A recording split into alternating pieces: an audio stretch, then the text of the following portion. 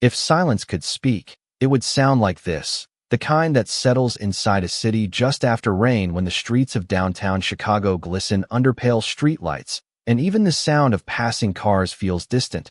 Inside a black Rolls-Royce parked quietly near the curb, William Harrington sat with his head slightly lowered, as if the weight of everything he had built in his 42 years pressed down harder than gravity itself. The billionaire who once commanded boardrooms across Manhattan now stared at nothing through a blurred window as a single tear traced a slow path down his cheek, and he did not wipe it away because there was no one left he needed to perform.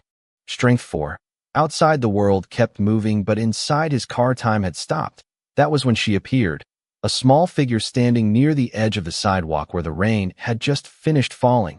Mia Carter was 7 years old, her sneakers slightly damp, her small jacket too thin for the weather. And in her arms, she held a worn teddy bear with one stitched ear and faded brown fur that looked like it had survived more storms than most adults ever had.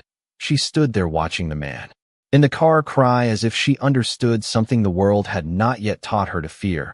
William noticed her reflection first, a faint shape in the glass. And for a moment, he thought his mind was playing tricks on him because children did not usually approach cars like his, and certainly not men like him when they looked like this.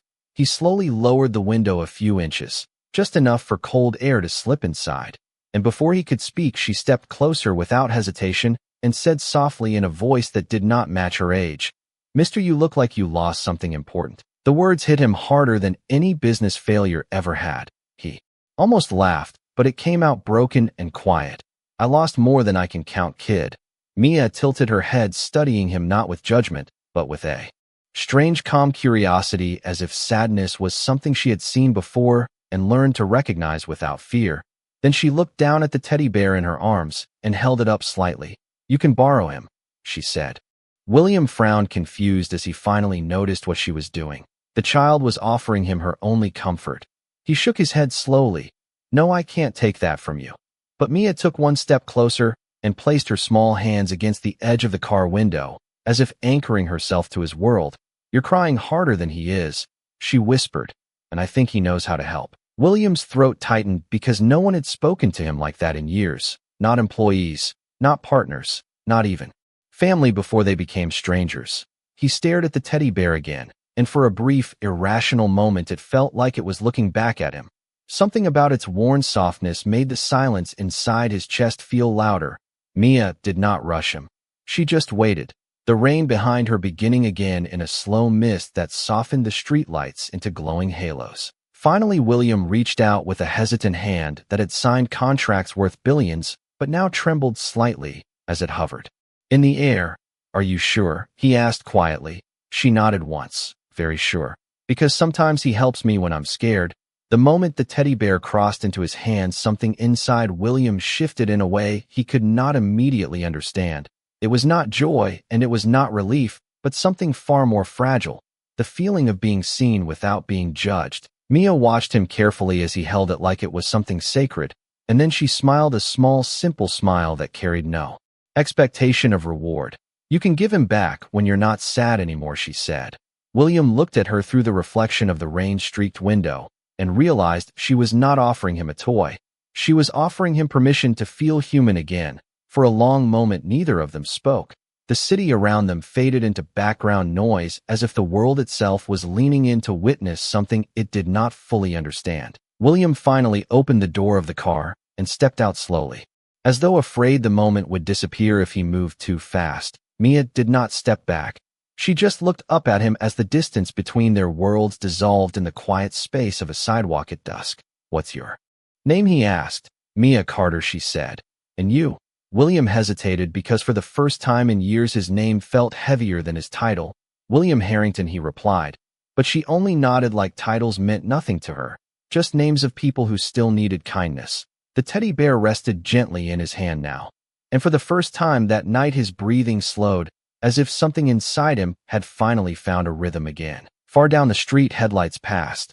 Life continued as it always did. But in that small pocket of silence between a broken man and a child with a worn teddy bear, something unspoken began to take root, something that neither of them could yet name, but both of them somehow understood would change everything that came next. The city had begun to soften into evening, the kind of slow golden gray light that made glass buildings look less like monuments of power and more like quiet witnesses to human fragility. William Harrington stood a few steps away from his car, still holding the worn teddy bear in his hand, as if it might disappear if he loosened his grip. Mia Carter remained where she was on the sidewalk, her small hands tucked into the sleeves of her thin jacket, watching him with a calmness that did not belong to a child who had likely spent too many nights learning how to survive cold streets and uncertain days. William finally broke the silence first, his voice lower now, less controlled. "What is your situation?" he asked carefully, realizing immediately how clinical it sounded. Mia did not seem offended. She simply looked toward the end of the street where a small convenience store glowed under flickering lights, and said, "My grandma used to work nearby, but she got sick, so I stay where she tells me." William felt something tighten in his chest. He had spent decades listening to problems that could be solved with money, contracts, and systems. But this was different. This was not a problem that fit inside a spreadsheet. He looked down at the teddy bear again, noticing the loose stitching near its arm.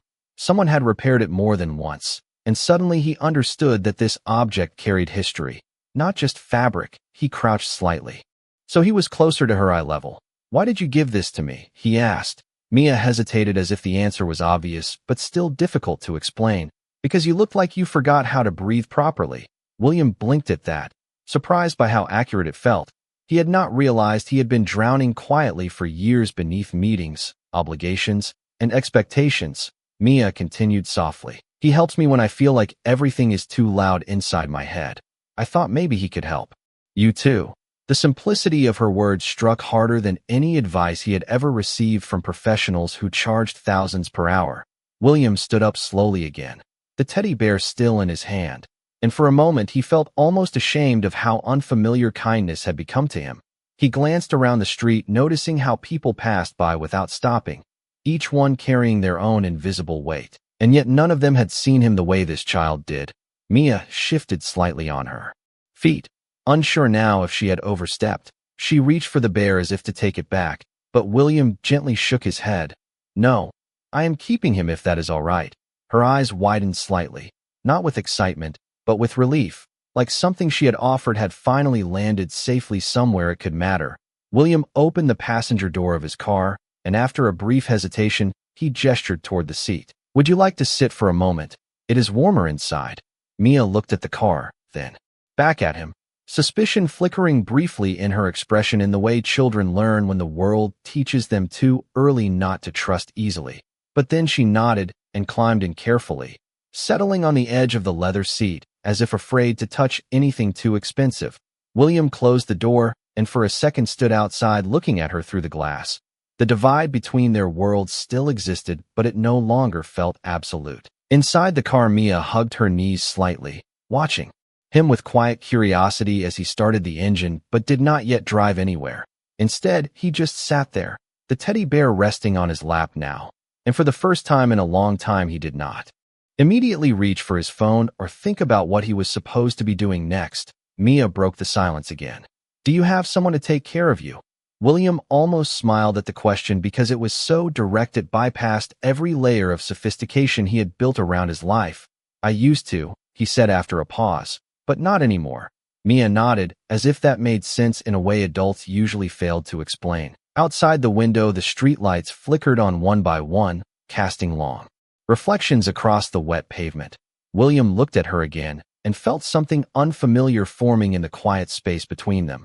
Not responsibility in the corporate sense, but something softer, something closer to awareness. He realized that in less than an hour this child had interrupted a rhythm of emptiness he had accepted as normal. And without asking permission, she had placed something fragile and alive into his hands. Something he was not sure he knew how to carry, but suddenly did. Not want to let go of the car remained parked beneath the soft glow of streetlights as the evening deepened into a quieter shade of blue. William Harrington kept his hands lightly resting on the steering wheel without moving the vehicle forward, as if he was no longer entirely certain where forward even led anymore. The teddy bear sat between his palm and the console, its worn fabric catching faint reflections from passing headlights. Inside the passenger seat, Mia Carter sat quietly, her legs tucked in, her gaze drifting between the window and the man beside her as though she was still trying to understand why someone who looked like him had not told her to leave yet. William finally exhaled slowly and asked, "Where do you usually sleep at night?" The question was careful, almost afraid of the answer. Mia hesitated but did not lie. "Sometimes near the station benches, sometimes behind places that stay open late. I move when they ask me to." William felt the words settle in his chest. Like something too heavy to ignore, he had known poverty existed in abstract numbers, in reports and donations, but hearing it described so casually by a child made it real in a way he could not compartmentalize. He turned the wheel slightly but still did not drive. Instead, he reached for his phone and paused before dialing. His assistant answered almost immediately. "Sir, are you on your way to the meeting?" There was a brief silence before William replied, "Cancel everything for tonight.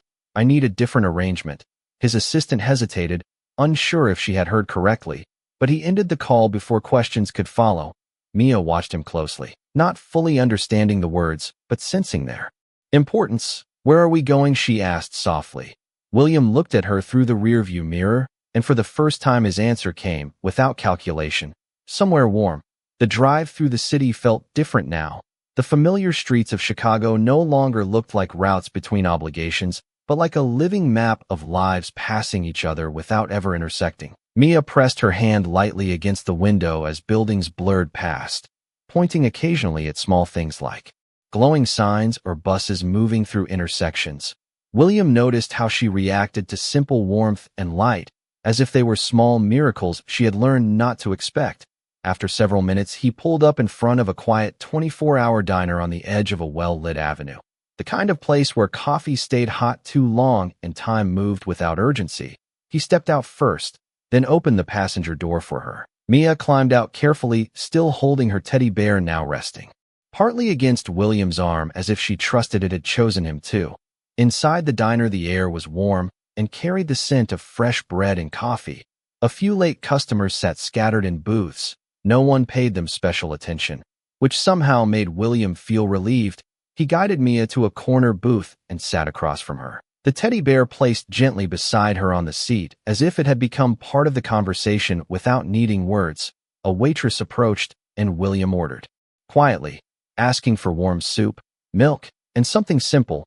Mia watched the interaction carefully, still unsure of her place in it. When the food arrived, she hesitated before touching it. William noticed and spoke gently. "It is all right. You do not need to wait." Mia nodded and slowly began to eat, her movements careful but no longer uncertain, as if warmth itself was something she had to relearn. William leaned back slightly, studying her not with the detachment of business observation, but with something closer to concern. "What is your grandmother like?" he asked after a moment. Mia's expression softened. "She is kind. She always says people forget how to be kind when they are busy." William looked down at the table, those words landing with uncomfortable precision. He had spent years believing that being busy was the same as being important. But sitting here now, he realized how often that belief had cost him the ability to notice what mattered. Outside the diner windows, cars continued to pass, headlights streaking across wet pavement like reminders that the world never paused for realization. But inside this small corner of light, something had shifted. William picked up the teddy bear again and gently adjusted its worn arm, noticing how carefully it had been stitched back together so many times. Mia watched him, and for the first time that night, she smiled slightly, not because something funny had happened, but because something safe had begun to form. William nodded faintly, as if answering a question no one had spoken aloud. And in that quiet shared space between a man who had forgotten how to feel and a child who had learned how to give without fear, the distance between their worlds did not disappear, but it stopped feeling impossible. The warmth inside the diner felt almost unreal compared to the cold precision of the world William Harrington had come from. Yet even here, far from glass towers and boardrooms, the weight of his life was not something that could simply be left behind. His phone vibrated on the table again and again in silent persistence until Mia Carter glanced at it with quiet curiosity. William hesitated before finally turning the screen face down, but the damage of interruption had already begun to seep in. He knew the calls would not stop. Not from his executive team, not from his legal advisors, and certainly not from the people who measured his worth in minutes and decisions. He exhaled slowly and looked across the booth where Mia was carefully finishing the last spoonful of soup. Her small hands wrapped around the spoon as if it was something precious. The teddy bear rested beside her, slightly tilted as though it was listening too. William forced a faint calm into his voice. "Do you feel better?" Mia nodded softly without looking up. "A little, thank you." There was a simplicity in her gratitude that made something in him tighten again. Before he could respond, the diner door opened with a small bell chime, and a rush of colder air slipped inside. William instinctively turned and saw his assistant standing near the entrance, her posture careful, her expression controlled but urgent. She walked toward the booth with measured steps. "Sir, I am sorry to interrupt, but there are several urgent matters. The acquisition meeting was scheduled, and the board is waiting for your response." William did not answer immediately. Instead, he looked at Mia, who had now lifted her eyes toward the newcomer. Sensing the shift in energy even without understanding the words, the assistant followed his gaze and softened her tone slightly when she saw the child. "I did not realize you were with someone." William raised a hand gently to stop her from continuing. "Not now," he said quietly. The assistant paused, clearly unsettled by the refusal. "This is highly unusual for you, sir. There are millions of dollars and reputational implications involved." William leaned back slightly, the words landing on him like they always had in the past, sharp and absolute.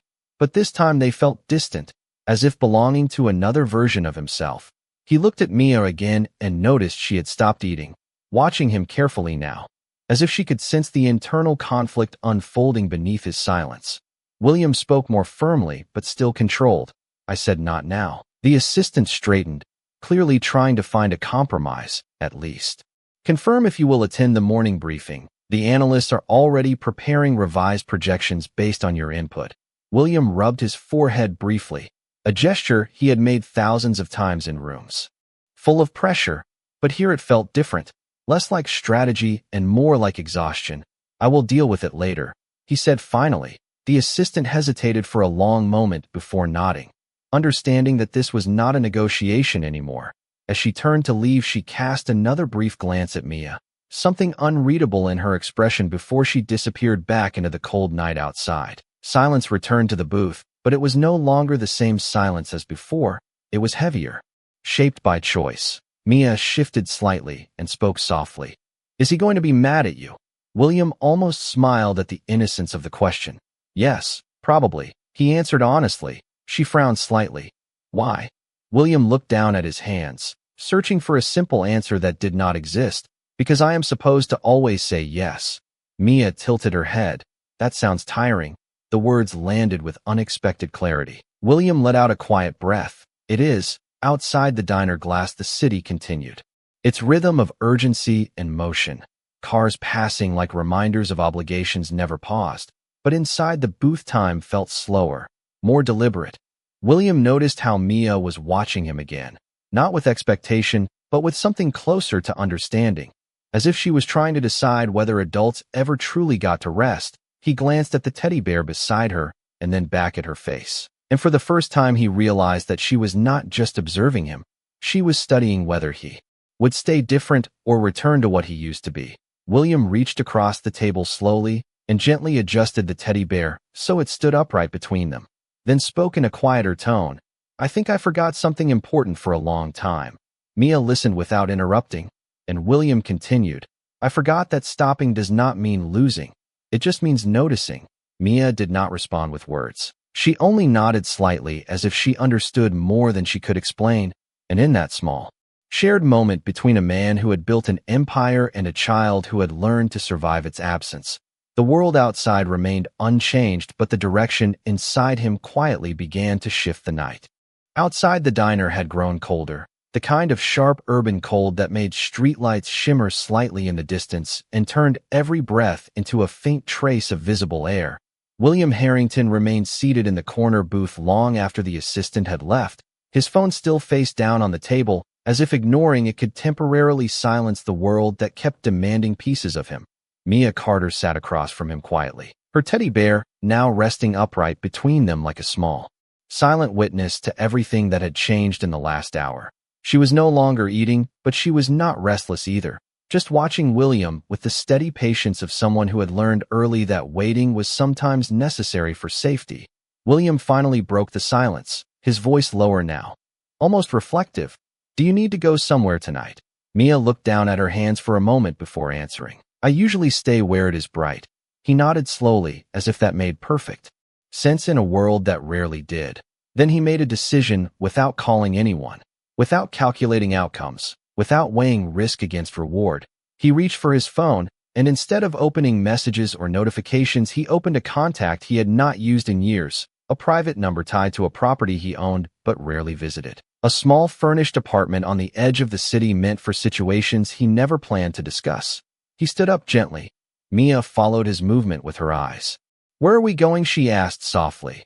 William placed a few bills on the table for the untouched coffee and food and spoke calmly. "Somewhere safe for tonight." Outside the diner, the wind had strengthened slightly and carried the sound of distant traffic like a constant reminder that the world never truly paused for anyone. William opened the car door for Mia again, and she climbed in without hesitation this time, holding her teddy bear closer to her chest, as if it had become a familiar anchor. The drive felt shorter than before, yet heavier in meaning. The streets passing by no longer felt like distractions, but like thresholds between who he had been and who he was becoming. Mia occasionally pointed at small city lights or passing buses, but said very little, as if she sensed the shift in him required quiet. When they finally arrived at the building, it was unremarkable compared to his usual properties. A modest high-rise with warm interior lighting and a quiet entrance lobby that smelled faintly of clean wood and coffee. William led her inside, the security guard recognizing him immediately, but saying nothing as they passed. The elevator ride upward was silent except for the soft mechanical hum that filled the enclosed space. Mia leaned slightly toward the mirrored wall, watching her reflection and then William's, as if comparing two lives that should never have intersected but now undeniably had. When the doors opened, he guided her down a softly lit hallway and stopped in front of a simple door. He unlocked it and stepped aside. Inside, the apartment was warm and carefully maintained, but clearly unused for long stretches of time. A living room with neutral furniture, a small kitchen, and large windows that overlooked distant city lights. Mia stepped in cautiously, looking around as if expecting it to disappear. William followed and gently set her small backpack near the couch. "You can stay here tonight," he said quietly. Mia looked up at him. "What about you?" William hesitated for only a second before answering honestly. "I will be here for a while." She nodded slowly, as if accepting a fact she did not fully understand, but trusted anyway. She walked toward the couch and placed the teddy bear carefully beside her before sitting down, hugging her knees slightly. William stood near the window for a moment, looking out at the city below. The same city that had once felt like a battlefield of ambition now appeared distant and almost muted. His phone finally lit up again in his hand, with multiple missed calls and messages escalating in urgency. But he did not open them immediately. Instead, he turned back toward the room and saw Mia watching him, not with fear, but with quiet expectation, as if she was waiting to see which version of him would remain when no one was demanding anything from him. William slowly placed the phone face down again and walked a few steps toward the couch, sitting in a chair nearby rather than leaving. The distance was still there between them, but it no longer felt like separation. It felt like space for something new to exist. Mia relaxed slightly and leaned against the couch arm, her eyelids growing heavier. William noticed and lowered his voice. "You should sleep." She nodded faintly, but before closing her eyes, she looked at him and asked softly, "Are you still sad?" William did not answer immediately because the truth was no longer simple. After a long pause, he spoke gently. "I think I am learning how to not be." Mia seemed satisfied with that answer, even if she did not fully understand it. She closed her eyes while still holding the teddy bear close, and within minutes her breathing slowed into sleep. William remained seated in silence, listening to the faint rhythm of the city outside and the softer rhythm of a child finally resting in a safe place. For the first time in years, he did not feel like the night was something to survive, but something he could finally stay present within. Morning arrived quietly over the city. not with brightness, but with a soft gray light that filtered through the tall windows of the apartment like a slow awakening breath. William Harrington had not moved from the chair near the couch for most of the night, his posture slightly slouched, eyes occasionally drifting toward the small figure still sleeping peacefully. Mia Carter remained curled on the sofa, the teddy bear pressed gently against her chest, her breathing steady and calm in a way that made the entire room feel less empty than it should have been. For William, it was a strange contradiction, because while the world outside was already accelerating into another demanding day, inside this room time felt suspended, as if something fragile had placed a hand over reality and asked it to slow down. His phone had continued to vibrate during the night, messages stacking like silent alarms, but he had left them untouched, choosing instead to stay still in a way he could not remember ever allowing himself before. When Mia finally stirred, she blinked slowly at the unfamiliar ceiling and then at William sitting nearby. She did not panic, only sat up a little and hugged the teddy bear tighter as if confirming it was still real. William noticed immediately and spoke softly. "Good morning." Mia looked around the room, her expression cautious but not afraid. "Where am I?" she asked. William stood up slowly. "You are somewhere safe. You fell asleep here last night." She nodded as if processing that information carefully. Then her eyes moved to the large windows and the distant city beyond them. It looked different in the morning light, less intimidating, more distant. She swung her legs carefully off the couch and stood, still holding the teddy bear. William watched her quietly, noticing how naturally she moved, as if she had already adapted to uncertainty as a normal part of life. There was a knock at the door, sharp and controlled. William exhaled slightly. Not surprised, he walked over and opened it, revealing his assistant standing outside with a carefully neutral expression that carried a mix of relief and concern. "Sir, I have been trying to reach you all night. There are several urgent matters and the board is requesting an immediate response regarding the acquisition suspension." William did not let her finish the entire list, his voice calm but firm. "Not today." The assistant blinked, clearly unprepared for such a direct refusal. "Sir, this involves shareholder confidence and market positioning." William stepped slightly aside so she could see inside the room. Mia stood there quietly, watching, without understanding but sensing that her presence was being discussed indirectly. William continued, "I said not today." The assistant followed his gaze and her expression shifted slightly as she noticed the child. Her professional tone softened just a fraction. "I did not realize you had company." William replied simply, "She is not company. She is staying here." The assistant hesitated, clearly recalculating every assumption she had made about him. "Sir, are you sure you want to be personally involved in this situation?" William looked at Mia again before answering. "I am already involved." There was no dramatics in his voice, only certainty. The assistant nodded slowly, understanding that further argument would be useless for now. "I will reschedule everything and hold off public communication," she said carefully. William gave a small nod and closed the door gently. When he turned back, Mia was still standing in the same place, observing him with quiet attention. "Who was that?" she asked. William considered how to explain it in a way that made sense to a 7-year-old. "She helps me with work." Mia nodded slowly, then asked a simpler question. "Are you in trouble?" William almost smiled. "No, just busy. In a way that does not matter right now." Mia seemed to accept that answer without needing more detail. She walked toward the window and looked down at the city streets far below, cars moving like small, distant signals of a world continuing without pause. William stood beside her after a moment, following her gaze. "It is bigger than it looks from here," he said quietly. Mia replied without looking away, "Everything looks big when you are small." The simplicity of her observation stayed with him longer than expected. William glanced at her and realized she was not intimidated by height or distance, only familiar with scale in a way he had never considered. He walked toward the kitchen area and opened the refrigerator, realizing how empty it was, then closed it again as if that fact was secondary to everything else happening. He turned back toward her. "Are you hungry?"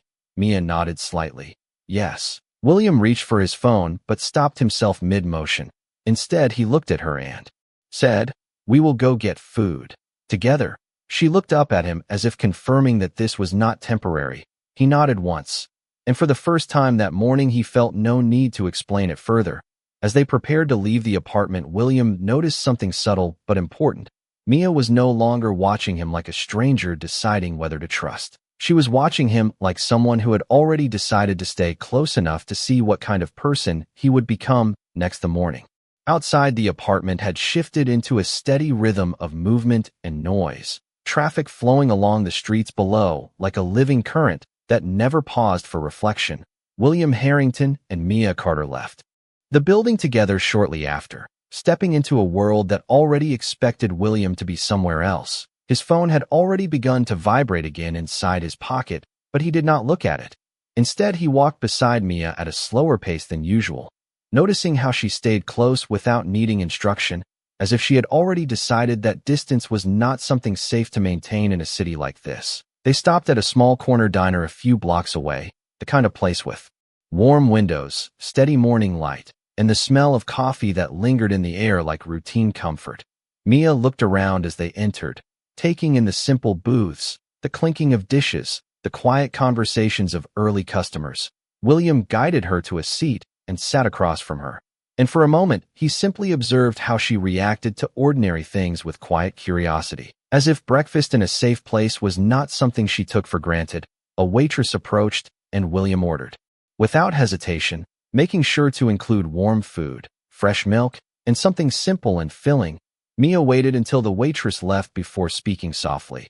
"Do you come here often?" William shook his head slightly. "Not really. Only when I do not want to think too much." Mia considered that answer for a moment and then nodded as if it made sense. William leaned back slightly in the booth and noticed again how the world outside the diner windows continued without pause. People walking quickly, cars moving through intersections, everyone already committed to their own direction. But inside this small space, something felt briefly suspended. His phone vibrated again, and this time Mia noticed. She looked at it and then at him. "Are you going to answer it?" William hesitated, then placed it face down on the table again. "No, not right now." Mia studied him quietly, then asked with simple honesty, "Do people always want something from you?" William looked at her for a moment before answering. "Most of the time, yes." Mia nodded slowly. "That sounds lonely." The word landed with unexpected precision. William did not respond immediately because there was no easy reply that did not feel true. Instead, he looked down at the table and then back at her. "I did not realize it was until recently." The waitress returned with their food and set it down gently, the warmth of it adding a small comfort to the booth. Mia began to eat carefully but more confidently than before, as if being in a stable place allowed her body to relax in ways it had been holding back for a long time. William watched her in silence, realizing how natural it felt to simply sit and not manage anything for a few minutes. A few seats away, an older couple smiled briefly at Mia, without interrupting their conversation. A small, ordinary gesture that she noticed and returned with a faint, shy expression. William followed her gaze and noticed how small interactions like that seemed to matter more than anything else in her world. He finally spoke again. "What do you want to do after this?" Mia paused, thinking seriously as if the question required careful consideration. "I want to go back to my grandma when she is better." William nodded. "And until then?" Mia shrugged slightly. "I do not know. I just try to stay where people do not tell me to leave." William felt a quiet heaviness in those words, not dramatic but steady, like something that had been true for too long. He set his fork down and leaned forward slightly. "You will not be asked to leave anywhere today." Mia looked up at him, her expression searching for certainty. William met her gaze without hesitation. "I mean that." After a moment, she nodded once, accepting it in the way children accept things they are still learning to trust. Outside the diner, the morning had fully formed into a busy day, but inside the booth, William Harrington found himself no longer tracking schedules or obligations. Instead, he was watching a child eat breakfast in peace, and realizing that something in his life had already shifted into a direction he no longer felt the need to resist. The afternoon light had begun to shift into a softer gold as William Harrington and Mia Carter walked out of the diner, the city now fully awake around them with honking cars, hurried footsteps, and the distant rhythm of construction echoing between buildings. Yet for William, the noise felt strangely distant, as if he was hearing it from behind a thick wall that no longer had the same hold on him. Mia walked slightly ahead for the first time, holding her teddy bear close to her chest while occasionally glancing back to make sure he was still there. And each time she did, William felt a quiet reminder that presence itself had become something more meaningful than any meeting on his schedule. His phone vibrated again, but he did not look at it. Instead, he guided her toward a small park a few blocks away, a place with worn benches, scattered trees, and children's laughter carried by the wind. Mia slowed as they entered, her eyes scanning the open space cautiously before relaxing slightly. William noticed everything about her movements, the way she chose where to step, the way she measured distance unconsciously, as if safety was something she had learned to evaluate without thinking. They sat on a bench near the edge of the park, the teddy bear resting between them now, and for a few moments neither of them spoke. Children ran across the grass nearby, some chasing a ball, others laughing freely, and Mia watched them quietly. William followed her gaze and asked gently, "Do you ever play like that?" Mia hesitated, then shook her head slightly. "Not really. I usually just stay close to where I can see people coming." William nodded slowly, absorbing that without comment, the weight of it settling into a place deeper than thought. He leaned back slightly and looked at the sky. Through the branches above them, it was clear now, a soft blue stretching across the city. And for the first time in a long while he was not thinking about expansion, projections, or outcomes. Mia shifted slightly and spoke in a soft voice. "Do you think people change?" William looked at her, surprised by the question. "I think they can," he answered carefully, "but most do not unless something makes them stop." Mia considered this and then hugged the teddy bear closer. "What made you stop?" The question landed with quiet precision. William did not answer immediately, because the truth was not a single event, but a collapse of many ignored moments. He finally spoke slowly. "Someone reminded me that I was not paying attention anymore." Mia nodded as if she understood that better than most explanations. A light breeze moved through the park and carried with it the sound of distant laughter. William noticed how Mia's expression softened slightly when she heard it, as if she was listening to something she had missed for a long time. A woman walking a small dog passed near their bench and smiled briefly at Mia, who returned it with a small, uncertain gesture. William watched that exchange carefully, realizing how even the smallest acknowledgement seemed to matter deeply to her. After a moment, Mia spoke again. "Do you think I can stay here for a while?" William turned toward her fully. "Yes, you can stay here. Not just today."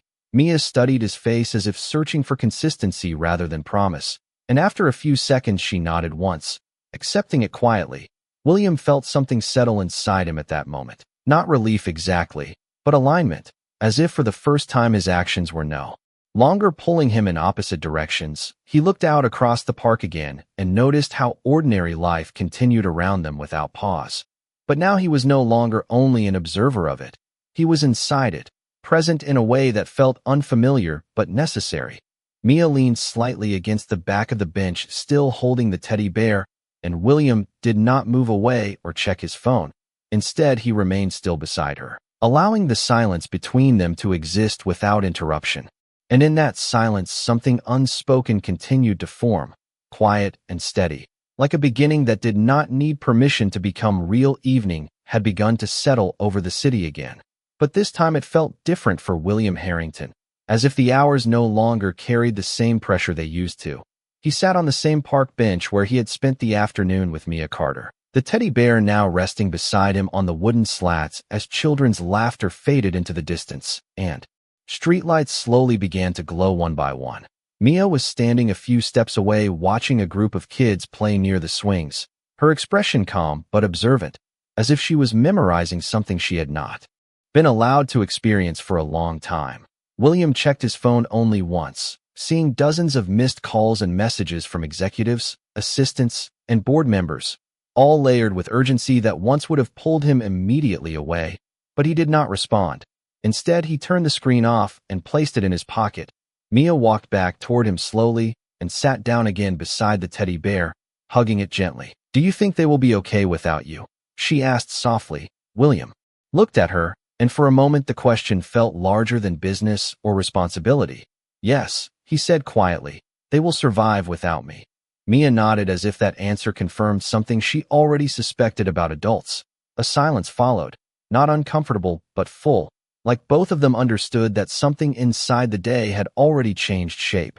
William leaned forward slightly, resting his elbows on his knees. I used to think I had to be everywhere at once, he said. Otherwise, everything would fall apart.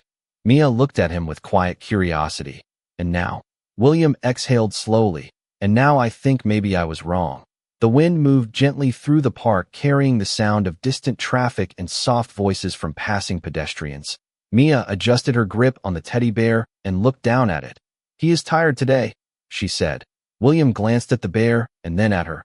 What makes you say that? Mia shrugged lightly. Sometimes he gets quiet when people need him more than usual. William gave a faint smile at that. Realizing how naturally she assigned meaning to things others would overlook, he reached out and gently adjusted the teddy bear so it sat upright between them again. For a long moment, they both just watched the city around them as it shifted into night. And William noticed that for the first time in years he was not calculating what came next. He was simply here. Mia broke the silence again. What will you do tomorrow? William thought for a moment. Before answering honestly, I do not know yet. And strangely, that felt like the most truthful answer he had given in a very long time. Mia nodded and leaned slightly closer to the teddy bear. William looked at her and realized she was no longer studying whether he would stay kind or become distant again. She was simply existing beside him as if presence itself was enough proof. The park lights above them flickered softly as the night deepened, and William Harrington, a man who had spent his entire life building control over outcomes, found himself sitting in stillness with a child who had no expectations of him beyond simply being there. And in that quiet space between uncertainty and trust, something final and unspoken settled into place. Not an ending, not a resolution, but the beginning of a life he had never once planned to live, yet suddenly did not want to walk away from.